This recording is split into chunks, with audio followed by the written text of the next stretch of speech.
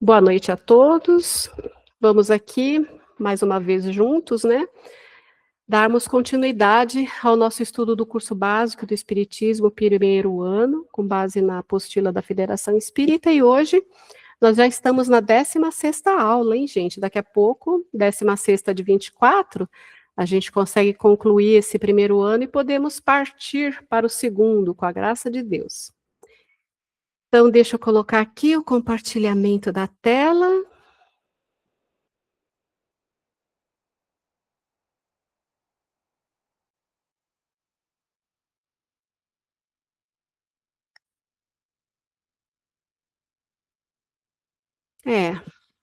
Tá aparecendo direitinho aí para vocês, né? Então, vamos dar início à nossa aula. Então, os tópicos que veremos nessa 16ª aula, na parte A, é Prelúdio do Retorno, a união da alma ao corpo. Na parte B, faculdades morais e intelectuais. Na parte C, pecado por pensamento e adultério. E na parte D, nós faremos a revisão das atividades da aula passada, que foi a 15ª aula, né? Mas a nossa frase reflexiva de reforma íntima. Então, nós temos aqui no nosso primeiro slide aí a figura de um feto dentro do útero, e a parte que veremos é o retorno à vida corporal, prelúdio do retorno. Há uma pergunta se os espíritos sabem em que época reencarnarão. Os benfeitores espirituais esclareceram que, assim como um cego pressente quando se aproxima o fogo, os espíritos desencarnados sabem que terão de retomar um corpo, do mesmo modo que um encarnado sabe que um dia vai morrer, ignorando, no entanto, quando isso se dará. Então, esse parágrafo é bem elucidativo, né? Porque realmente é um questionamento que a gente sempre se faz.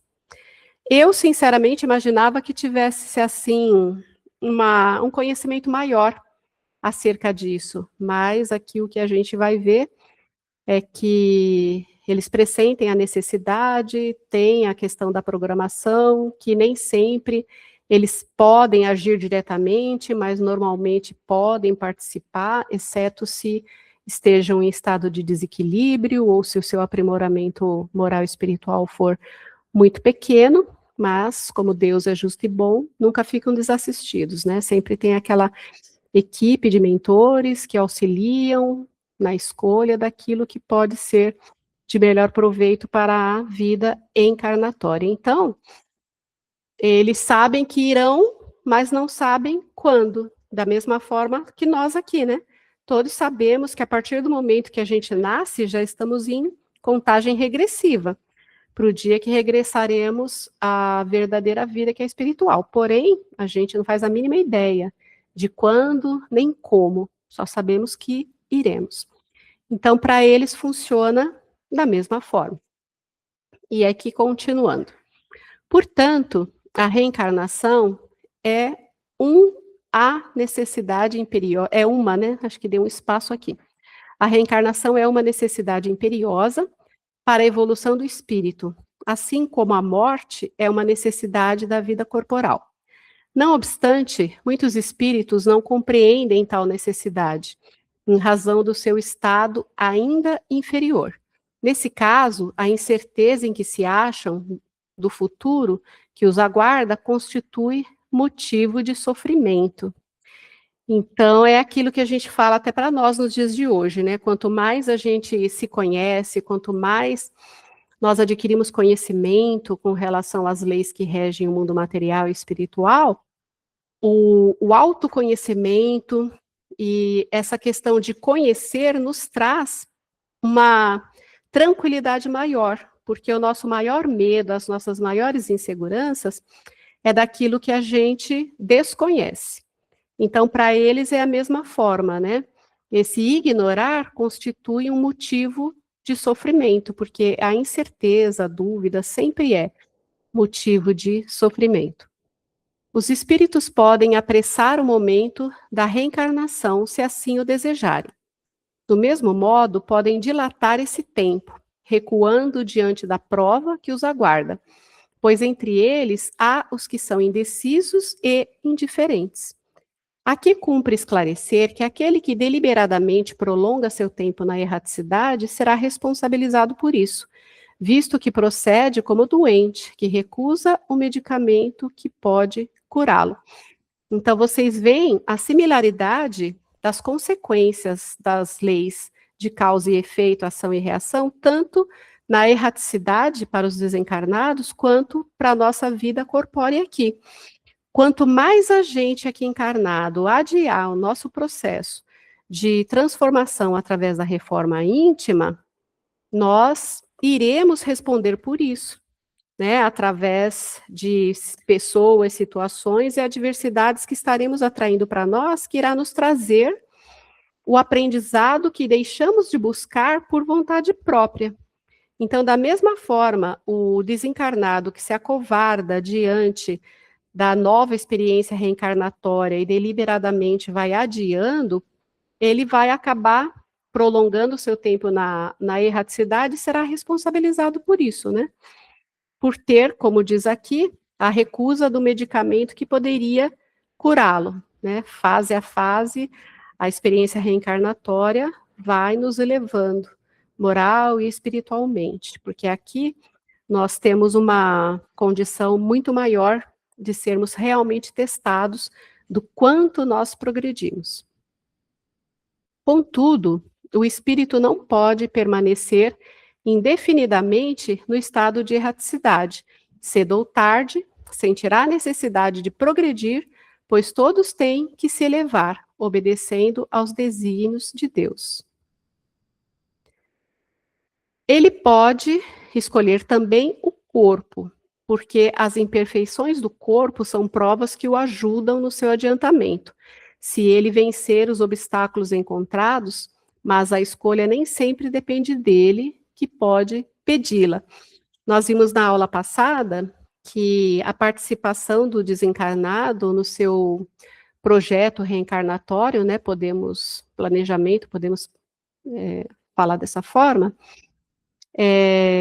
faz com que lá na erraticidade, se julgando mais preparado pela visão total mais ampla que eles possuem, né, das necessidades, do tempo, espaço e da certeza de que a vida continua e que lá é a verdadeira vida, então eles se inflam de coragem e às vezes escolhem determinado nível de prova, visando que vão alcançar um adiantamento maior, mas quando chega aqui com o esquecimento do passado, acabam sucumbindo, né? Não conseguem se submeter àquilo que eles próprios escolheram, ou cai na questão da vitimização, da revolta, da lamentação, e muitos até no abandono da vida corporal, quando não se sente preparado para o gênero de prova que ele mesmo se sentiu preparado anteriormente.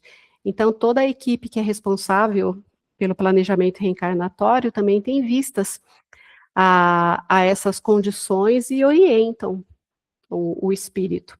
Da mesma forma, aqueles que vimos também que escolhem coisas tão brandas, uma vida tão fútil, que praticamente passa em branco, sem progredir quase nada. Então, tanto a questão de querer demais provas para avançar mais, quanto a questão de não se sentir preparado e acabar escolhendo uma vida mais amena, são nocivas para o espírito reencarnante, porque tudo que é bom está no equilíbrio. Então, aqui continuando. A união do espírito com um determinado corpo pode ser imposta da mesma maneira que as diferentes provas, sobretudo quando o espírito ainda não está apto a fazer uma escolha com conhecimento de causa. Como expiação, o espírito pode ser constrangido a se unir ao corpo de uma criança que, por seu nascimento e pela posição que terá no mundo, poderá tornar-se para ele um meio de castigo. Segundo o Livro dos Espíritos, pergunta 337. Né? Agora, outro tópico, a união da alma ao corpo. Segundo a orientação dos espíritos, a união da alma ao corpo começa na concepção, mas não se completa senão no instante do nascimento. Desde o momento da concepção, o espírito designado para tomar determinado corpo, a ele se liga por um laço fluídico, que se vai encurtando cada vez mais, até o instante em que a criança vem à luz. Segundo o Livro dos Espíritos, pergunta 344. O espírito pode, via de regra, escolher o corpo no qual irá reencarnar, para que as imperfeições que este apresentar possam servir de provas que o auxiliarão no seu progresso. Então, a gente vê, né, esse é um bom embasamento para as questões que a gente aborda dos nascimentos com problemas genéticos, congênitos e assim sucessivamente, as mazelas, as deficiências, muitas vezes fazem parte da escolha por uma mente que se sente culpada e necessita de respaldo. Outras é realmente assim compulsória no sentido de que houve já lesões no corpo perispiritual que necessitam ser expurgadas através de determinadas enfermidades.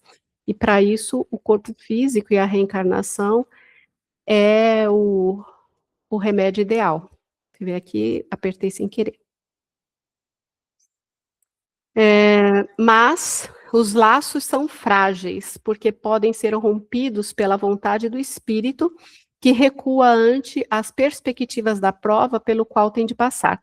Então, também há as ocorrências, né, que a gente vê muito em abortos espontâneos, natimorto, quando o espírito escolhe e depois acaba se arrependendo daquela escolha, apesar do período de inconsciência que se tem durante a gestação, que conforme ela vai avançando, a perturbação, digamos assim, tal qual o desencarnado tem ao voltar para o plano espiritual e até se adaptar à nova vida, o espírito que está ligado ao corpo em formação, ele tem consciência de si, mas aos poucos ele vai perdendo à medida que se aproxima a data de nascimento, só que nesse inteirinho, enquanto ainda tem consciência de si, ele pode, por força da sua vontade, romper os laços que o prendem ao corpo físico em formação, né? E aí é onde a gente vê abortos espontâneos e natimortos, por deserção do espírito.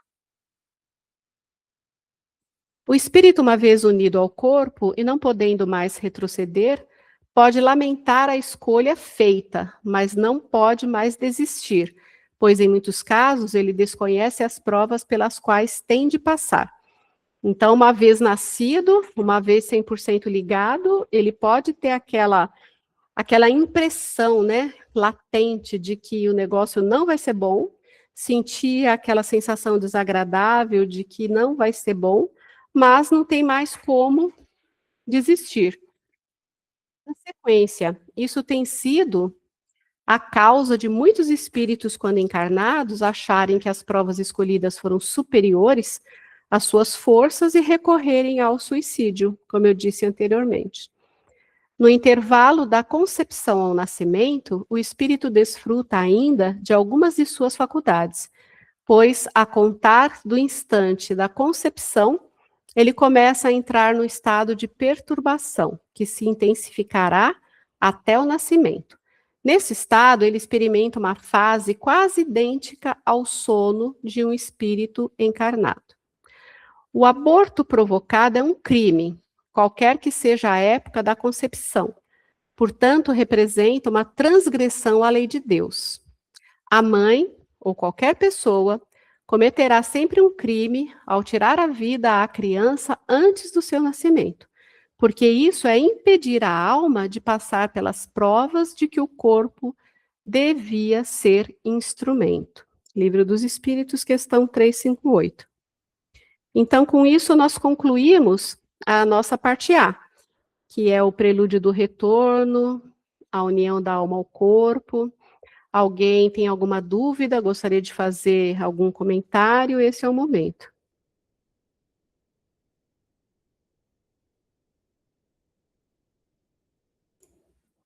Bom, então, não havendo questionamentos, vamos para a parte B. faculdades morais e intelectuais. Aí nós temos essa figura representando a interseção que deve haver, né, entre a moral, a ética e o caráter do indivíduo.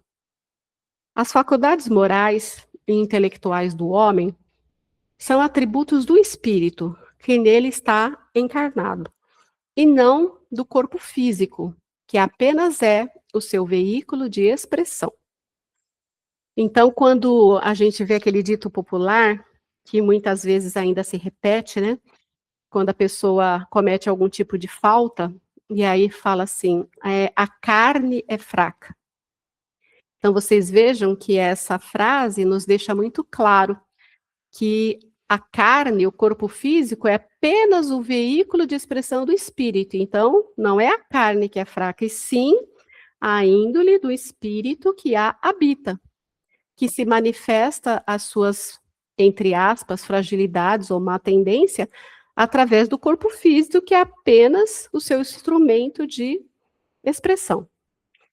Consequentemente, o homem de bem é a encarnação de um espírito elevado, enquanto que aquele que se submete às viciações próprias da matéria é porque nela habita um espírito ainda imperfeito, que é o que nós comentamos. Os espíritos não têm paixões que não sejam compartilhadas pelos encarnados.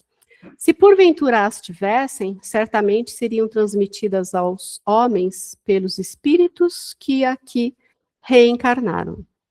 É comum observar-se certo antagonismo entre as faculdades morais e intelectuais de um mesmo homem, criando a falsa ideia de haver mais de um espírito nele encarnado. Essa suposição, no entanto, é absurda, pois o homem não pode ter em si dois espíritos. Segundo o Livro dos Espíritos, pergunta 364, que até levantou um pouco mais a minha curiosidade, eu vou dar uma olhadinha depois, porque eu particularmente não tinha ouvido ou percebido, talvez tenha passado despercebido, uma menção referente a essa suposta, né, afirmativa de que haveria vários espíritos influenciando um mesmo corpo. Muito embora existam pessoas inteligentes, mas profundamente viciosas, tal explicação deve-se ao fato de que o espírito encarnado não é bastante puro, e o homem cede à influência de outros espíritos ainda piores. O espírito caminha sempre numa marcha ascendente. Contudo, seu processo evolutivo não ocorre simultaneamente em todos os sentidos. Em determinadas etapas reencarnatórias, ele se adianta no conhecimento científico e ou intelectual. E em outras, suas qualidades morais afloram de maneira mais acentuada, até que ambos os atributos o elevem. Essa questão nós já vimos, né, abordadas em outras oportunidades aqui do nosso curso, que até eu falei aquela simbologia da questão da asa, que a gente necessita como uma metáfora para se alçar o voo. Então, nós temos a asa do conhecimento, dos atributos que a gente desenvolve, em termos intelectuais. E a outra asa representando toda a nossa face de evolução moral e espiritual. Então, se nós não tivermos as duas asas equilibradas, a gente não consegue voar. Mas como isso, para o nosso patamar evolutivo, para a grande maioria das pessoas, não é possível, a gente vai tendo diferentes experiências reencarnatórias, onde em uma o nosso potencial intelectual pode estar mais latente e dar maior ênfase aos nossos atributos morais, né? Porque a parte da intelectualidade, a gente já cresceu, já progrediu um tantinho mais do que a parte da moralidade. Então, faz parte também da nossa programação reencarnatória permanecer latente muitas questões, que é aquilo que nós vimos também em aulas passadas, quando falamos a respeito das intuições, né? Que é tudo aquilo latente que nós temos dentro de nós. as inclinações que nós temos para determinadas áreas, determinados assuntos, as inspirações que nos vêm, a facilidade que temos em determinadas modalidades, diferente de outras. Então, tudo isso é o que permanece latente em nós, que não está pleno, né, nessa experiência reencarnatória, porque para alavancar o nosso progresso, há a necessidade de que elas não estejam tão afloradas, porque, do contrário, nós não cumpriremos aquilo que é o propósito mais importante pelo qual voltamos ao mundo. Por isso é que também a gente vê aquela frase, né, que a gente deve cuidar do corpo e da alma, cuidar do nosso alimento material, mas não deixar de olhar para o nosso alimento espiritual. Assim, não tem qualquer fundamento a teoria de que as diferenças entre as faculdades morais e intelectuais venham a ser a consequência de vários espíritos encarnados em um só corpo. O homem não poderia ser uma combinação de vários espíritos, pois então perderia a sua individualidade e não haveria uma única vontade. Cada indivíduo somente tem nele encarnado um só espírito. Ele é o único responsável por seus atos e o único a colher os resultados bons ou maus no seu processo evolutivo, apressando-o ou dilatando-o, pois ele é o senhor do seu livre arbítrio. Então, com isso, nós concluímos a parte B, que é sobre as faculdades morais e intelectuais. Alguém tem alguma dúvida? Gostaria de fazer alguma colocação?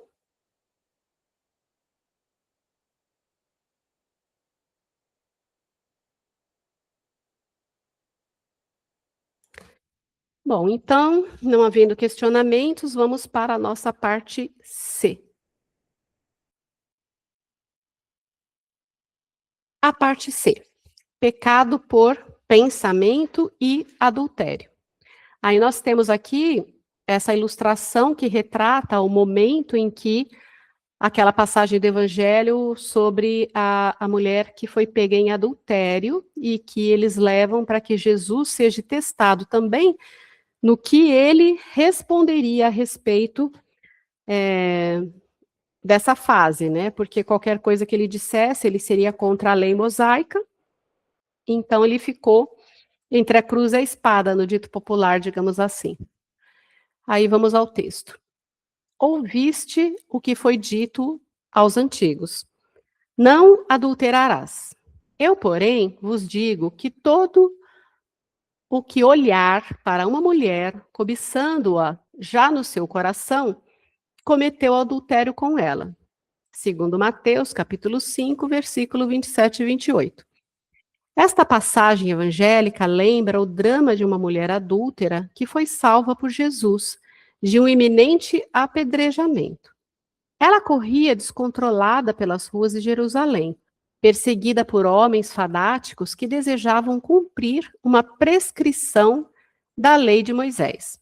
Ela havia sido apanhada em flagrante adultério e a lei era sumamente severa na punição dos atos dessa natureza. A lei mosaica prescrevia punição rigorosa para a mulher e o homem adúlteros, muito embora, na grande maioria dos casos, somente a mulher fosse penalizada. Os escribas e fariseus a trouxeram à presença de Jesus e disseram-lhe: Mestre, essa mulher foi apanhada em flagrante adultério. Moisés ordenou que pecados desse gênero sejam punidos com o apedrejamento. Que dizeis vós? Evangelho de João, capítulo 8, versículo de 3 a 11. Era uma situação verdadeiramente embaraçosa, pois se Jesus dissesse, podem lapidá-la, estaria negando toda a finalidade do seu advento entre os homens. Por outro lado, se dissesse que ela não deveria ser apedrejada, seria acusado perante as autoridades religiosas de estar contrariando a lei mosaica, o que constituía uma grave heresia. Em face da indagação por parte dos acusadores, Jesus respondeu: Aquele que se julgar sem pecados, atire a primeira pedra. Esta sentença esfriou o ânimo dos acusadores, que abandonaram o local, e a decisão final do mestre foi uma recomendação à mulher: nem eu te acuso, vai e não peques mais. Evangelho segundo o Espiritismo, capítulo 10, itens 12 e 13. Então, vocês viram aqui mais uma das passagens em que Jesus foi testado, e que apesar dele ter feito o auxílio à mulher através dessa frase que esfriou o ânimo de todos aqueles que estavam tentando acusar, né? Jesus também não deixou de reconhecer o mau comportamento dela, dizendo: vai e não peques mais. Então, ele recomendou que o pecado não voltasse a se reincidir e que nem ele seria capaz de acusá-la, né? Aí nós vamos ver nas próximas frases uma amplitude dessa dessa parte, né, bíblica de Jesus. Jesus despediu-se, Jesus despediu a mulher sem condená-la. Embora soubesse das imperfeições que dominavam os corações daqueles homens, prova disso está na atitude por eles demonstrada, quando o mestre deu a sua resposta. Sentindo seus corações cheios de sentimentos negativos, jogaram fora as pedras que estavam em suas mãos e se retiraram. Eles eram adúlteros porque alimentavam o ódio, o rancor, a vingança e o falso zelo religioso. Preocupavam muito em cumprir uma lei. Inês, fecha o microfone. Eles eram adúlteros porque alimentavam o ódio, o rancor, a vingança e o falso zelo religioso. Preocupavam-se muito em cumprir uma lei de caráter transitório, né, que era a lei de um homem, implantada por Moisés, mas deixavam de lado a prática das leis eternas e imutáveis contidas no Decálogo, que o próprio Moisés trouxe em substituição, né? Deste modo, o adultério, nos moldes como foi exposto por Jesus Cristo, não deve ser compreendido apenas no sentido restrito da palavra ou da forma como é entendida pelos homens. Deve ser encarado com um sentido mais amplo, pois a verdadeira pureza não está apenas nos atos, mas também no pensamento, porque aquele que tem o coração livre de sentimentos escusos nem sequer pensa no mal, que é o que a gente sempre fala quando nós incentivamos a questão da nossa reforma íntima, né? É muito difícil no começo, a gente tem consciência de que tem falhado em determinadas atitudes, se esforça para não cometê-las, mas quando se vê, a situação se apresenta e a gente falou. Mas a perseverança nesse exercício vai fazer que, com o passar do tempo, a gente deixe de verbalizar, muito embora a palavra tenha vindo até a nossa boca e ao nosso pensamento. Mas aí, comparado com a nossa primeira posição, isso já representa um progresso. E perseverando nisso, vai se chegar ao tempo que aquilo já fica tão solidificado na nossa mente, no nosso coração, ressignificando nossas crenças e nossos valores, que já deixaremos de ter a iniciativa de cogitar, de mensurar, de fazer. Então, nós já teremos incorporado na nossa vida esse traço de reforma íntima que já vínhamos trabalhando durante um tempo. Então, é isso que representa por essa frase. Porque aquele que tem o coração livre de sentimentos escusos nem sequer pensa no mal. Eu fiz uma comparação com pequenos progressos que nós focamos dentro daquilo que mais nos incomoda, que mais temos consciência de que devemos corrigir. Não é no sentido de se tornar santo do dia para a noite, que ainda não é do nosso patamar, né? Apesar de que sabemos que um dia seremos espíritos puros. Então, dando continuidade,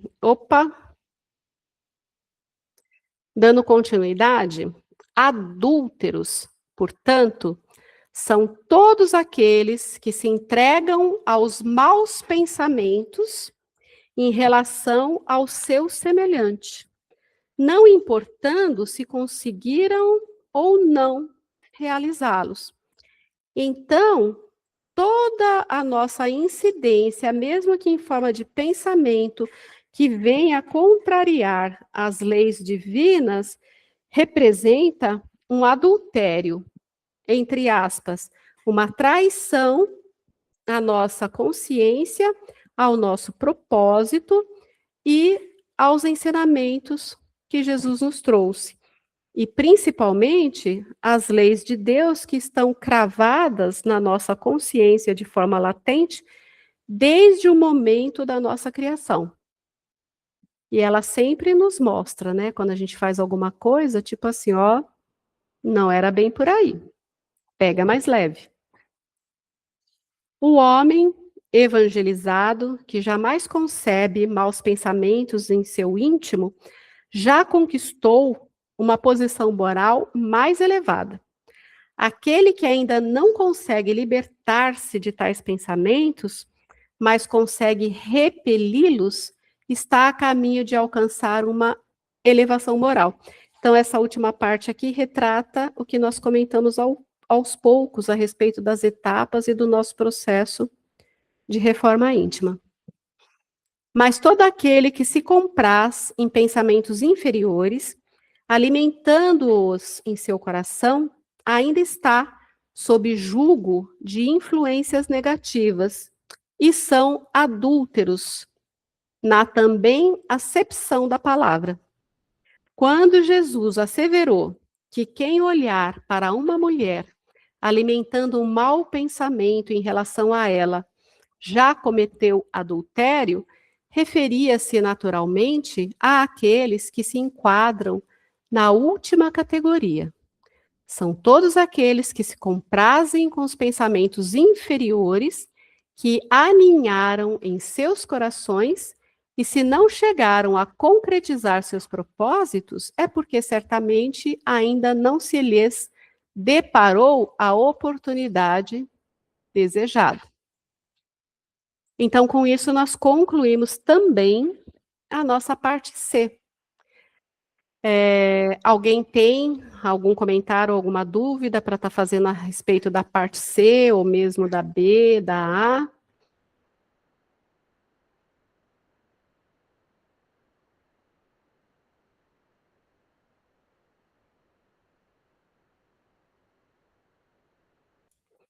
Essa é a galera que entende tudo, hein? Parabéns. Então, vamos lá. Agora aqui tem as atividades da próxima aula, né? Que eu postei lá no grupo. Vamos, então, tirar o compartilhamento.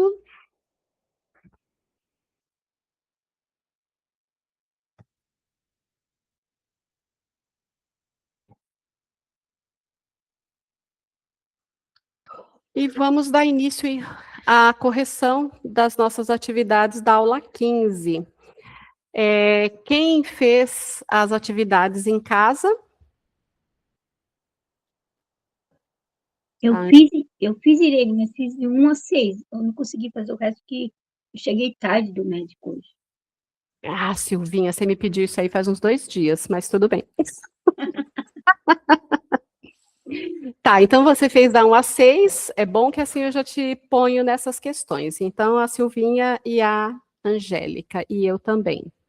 Fiz de madrugada hoje no período de insônia. Ah, não, eu fiz hoje a da aula 16, porque eu acho que ela sempre respondeu o questionário e me ajuda muito a fixar o conteúdo. Então, eu estou deixando tudo prontinho e faço a lição no dia da exposição da aula. Então, essa daqui da aula 15 eu fiz a semana passada. Então, vamos lá. Então, já que você fez só até às 6, Silvinha, Você pode iniciar com a questão número 1, por favor. Tá bom. Qual a relação dos espíritos das várias hierarquias com relação ao mundo material? Os espíritos das diferentes hierarquias têm papéis distintos na relação com o mundo material. Os mais evoluídos atuam como orientadores, protetores e organizadores. Ajuda a manter a ordem universal, coordena processos naturais e auxilia no progresso dos seres menos desenvolvidos. Já os espíritos em estágio intermediário ou iniciante pode estar por estar encarnado para aprender ou desencarnado trabalha em tarefas que lhes são compatíveis com seu grau de evolução, como auxiliar outros espíritos ou colaborar em ajustes menores do plano físico. Em resumo, o mundo material é um campo de experiência para os espíritos, em evolução, em campo de ação para avançarem com cada hierarquia, cumprindo as funções que atendem ao plano divino.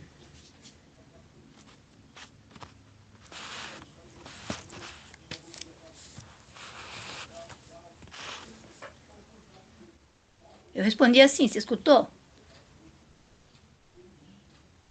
Ué?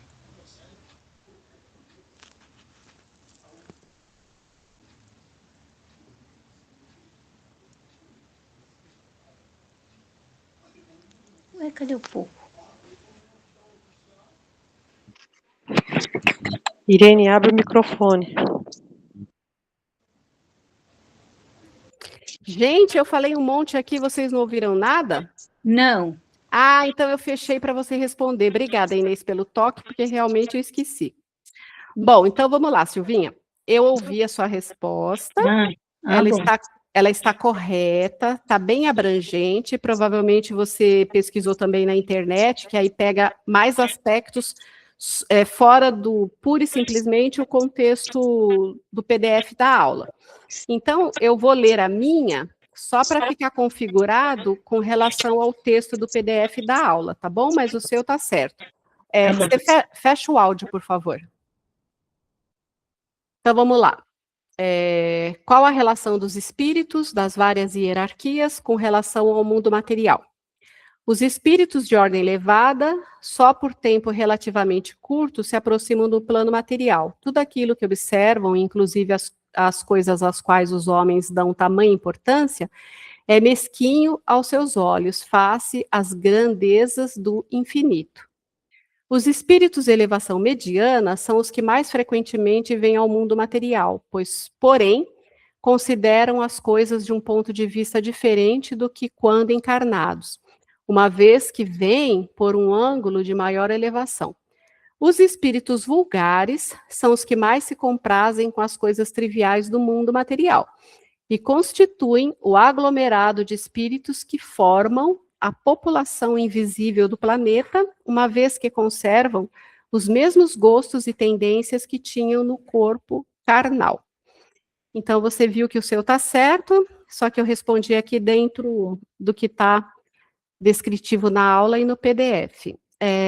Você pode fazer o 2 para a gente, Angélica?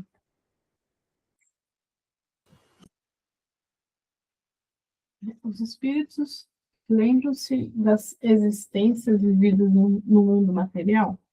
Sim. A lembrança surge de forma gradual e conforme seja útil ao seu esclarecimento e evolução. Recordam mais os fatos importantes para o progresso espiritual e menos os detalhes irrelevantes. Muito bem. Pode fazer a 3, Silvinha?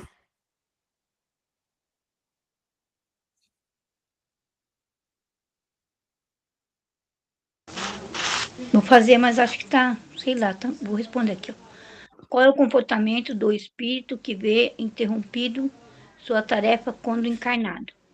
Primeiro, é importante entender que a interrupção é uma percepção humana. Para o plano espiritual, tudo segue um projeto divino. O espírito, ao perceber que a tarefa encarnatória não foi concluída, da forma esperada pode reagir de duas maneiras, dependendo do seu grau de evolução. O espírito mais evoluído aceita a situação com resignação, entendendo que houve um propósito maior, ou que ele já cumpriu o que era necessário. O espírito menos evoluído pode sentir frustração, tristeza ou até revolta, mas com o tempo e com o auxílio do espírito mais avançado, vão compreendendo a razão do fato e se ajustando. Tá bom. Você respondeu de uma forma bem abrangente a questão do espírito quando chega na erraticidade e se depara com, através das lembranças que vão surgindo, das oportunidades perdidas e do que poderia ter feito, né? Mas essa pergunta aqui, ela está circunscrita à aula mesmo que nós fizemos lá através do PDF, quando ela cita bem claramente a respeito da pessoa, por exemplo, vamos fazer de conta que eu desencarnasse hoje. E aí eu tinha me proposto com vocês a estar dando toda a grade das apostilas da Federação Espírita. Então, aí teria aí meia dúzia de cursos, e nós estamos ainda passada a metade do segundo curso. E aí eu desencarnei e pensei, nossa, eu vi interrompida aquela tarefa que eu tinha proposto lá no grupo, deixei as pessoas, entre aspas, à mão, né? Aí eu posso, com o consentimento da espiritualidade, através da minha boa vontade em querer que esse propósito se concretize através de uma outra pessoa, aí eu posso estar intuindo a Silvia, a Angélica, a Inês ou a Eliana a se engajar na continuidade desse projeto do nosso grupo Exercitando o Amor. Então, é nesse sentido.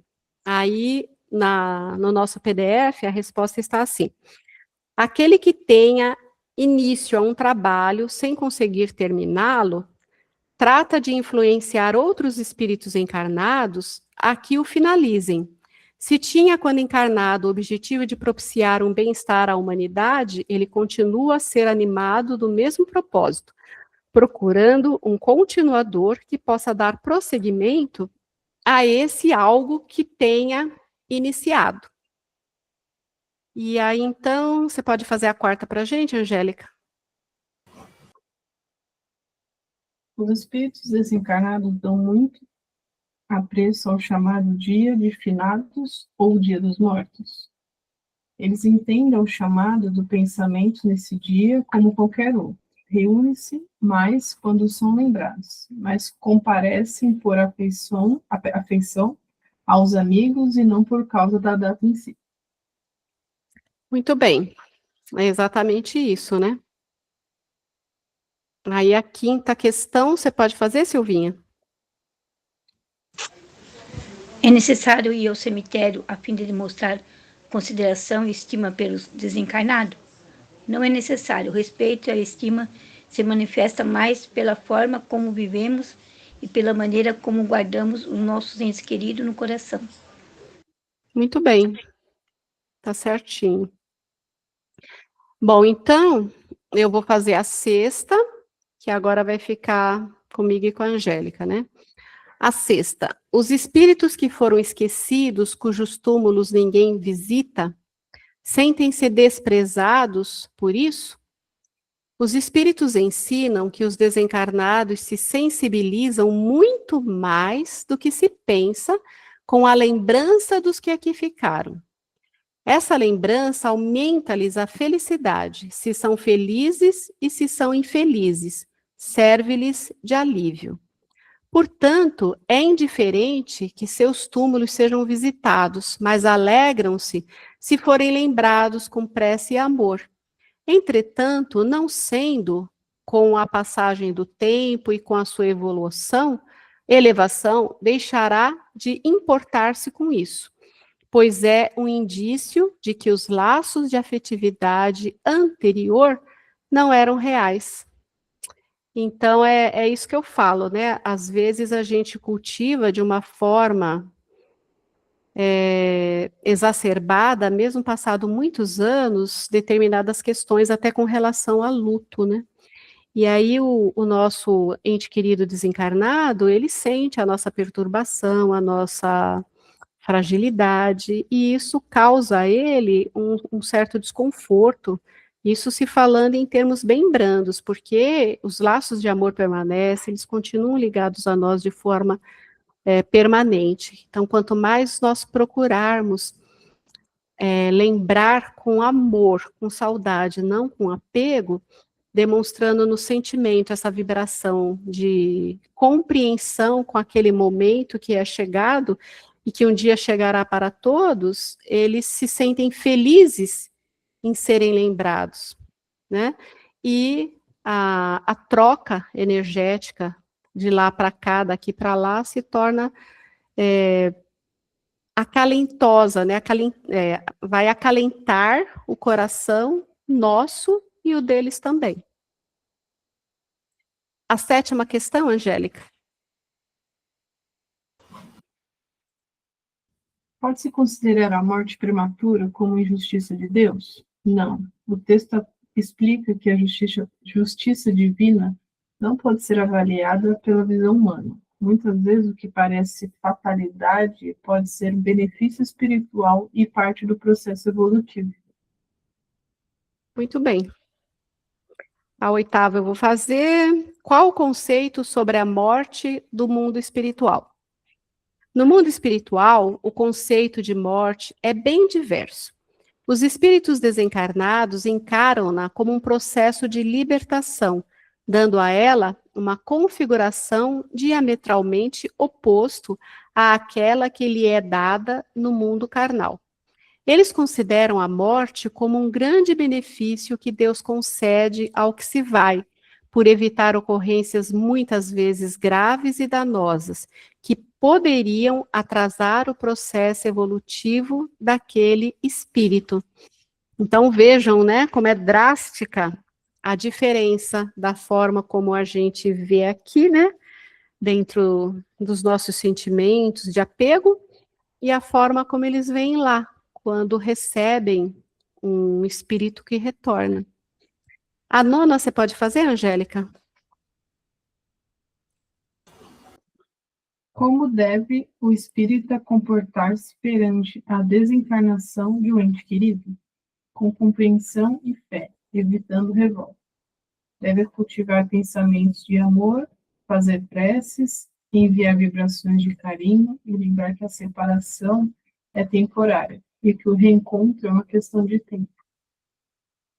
Muito bem. Então, com isso, nós concluímos a atividade D relativa às 9 questões da aula 15, que foi da semana passada. E chegamos à nossa frase reflexiva aqui de reforma íntima, né? Que foi extraída do livro Calma, de Chico Xavier, lição Podando Irritações, página 55. Medita racionalmente ante o clima de conhecimento superior que já possuis, na certeza de que te encontras na ocasião de expressar o melhor de ti mesmo.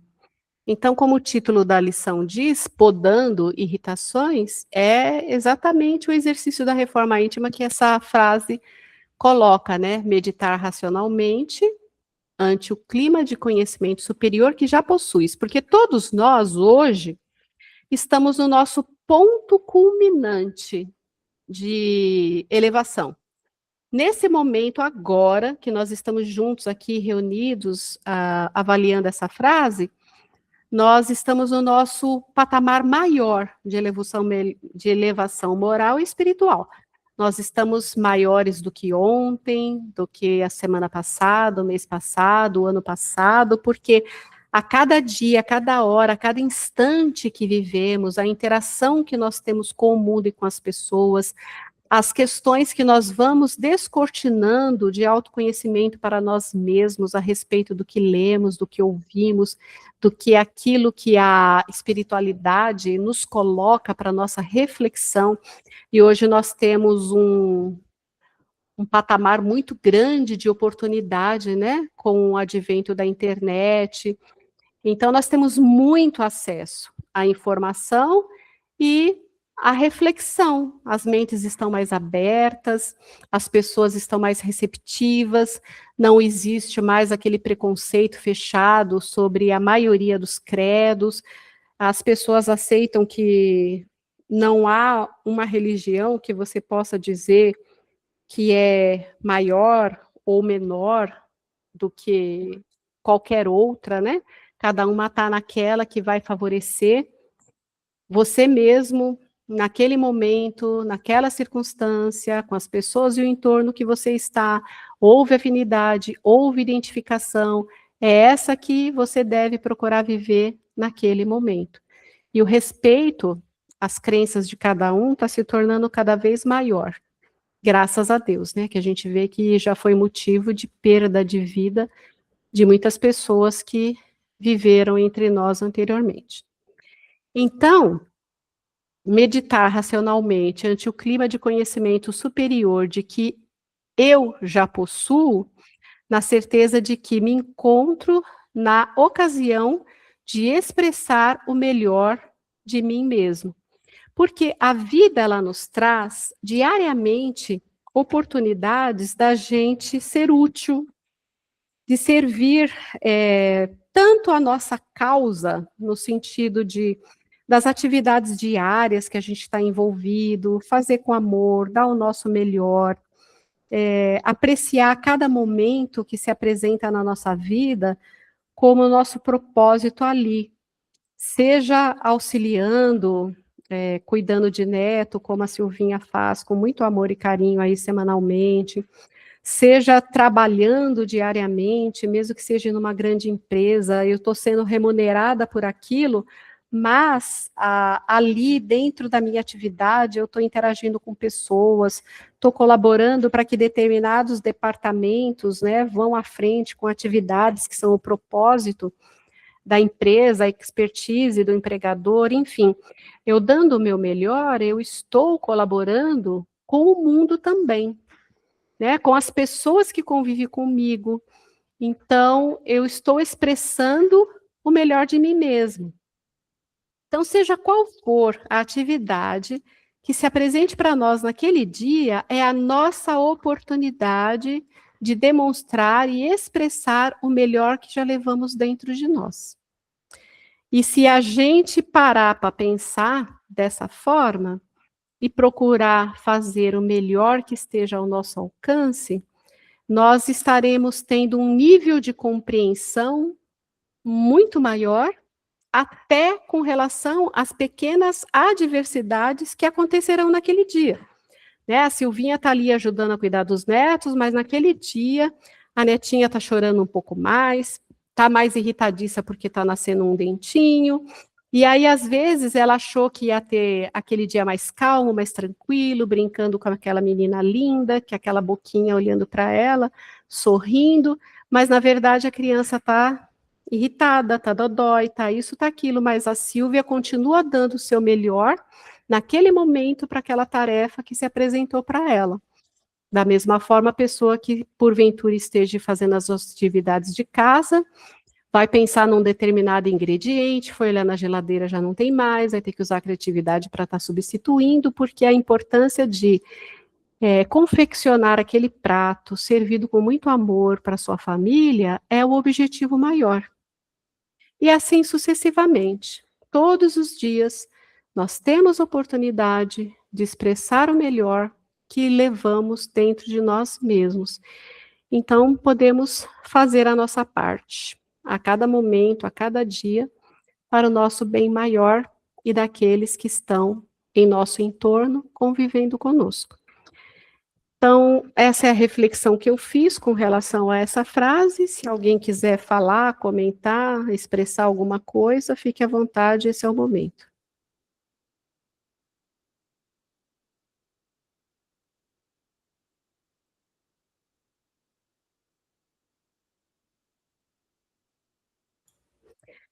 Bom, então, não tendo nenhum questionamento, nenhum comentário, a gente pode dar por encerrada a nossa aula de hoje, né? Com uma vantagem aí de 30 minutos. Foi rapidinho, que a gente não teve muitos entraves, né? Muito questionamento. Eu acho muito rica a troca que a gente faz com as perguntas, com a opinião de cada um. E hoje a gente não teve, mas isso não faz da nossa aula maior ou menor. É o propósito que nós tínhamos para o dia de hoje. Eu espero que tudo que foi dito, lido, nesse capítulo 16 da apostila, possa calar fundo no coração de cada um de nós e nos auxiliar nesse nosso processo de reforma íntima, na nossa caminhada. E eu quero mais uma vez agradecer a cada uma de vocês pela presença, pela continuidade do curso, para que possamos deixar gravado que sem vocês esse propósito não estaria acontecendo. Então, eu rogo a Deus que possa nos abençoar com uma boa noite de sono e de refazimento.